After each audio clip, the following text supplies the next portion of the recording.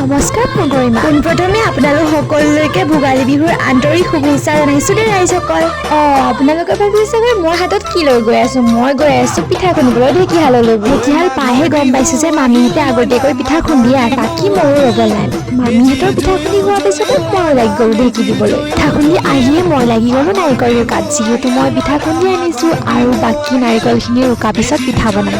নাৰিকল ৰুকা হোৱাৰ পাছতে মই বহিলোঁ পিঠা বনাবলৈ বুলি। যিহেতু জুইত বনাইছিলোঁ গাইজ আৰু ফাৰ্ষ্ট এক্সপিৰিয়েঞ্চ হয় মোৰ পিঠা বনোৱা আৰু কি যে হৈছে আৰু মোৰ মানে হাত পৰিছে মানে ধোঁৱাই চকুত সোমাইছে কি হৈছে আৰু মানে বাকী এনাই মোক বেকগ্ৰাউণ্ডৰ পৰা কৈ আছে মানে গাইজ আমাৰ এনাই কেমেৰামেন আছিল দেই। আমাৰ এনাই কেমেৰাত ধৰিছে মই পিঠা বনাই আছোঁ আৰু সেয়া আপোনালোকক দেখালোঁ মই কেনেকৈ পিঠা বনাইছিলোঁ।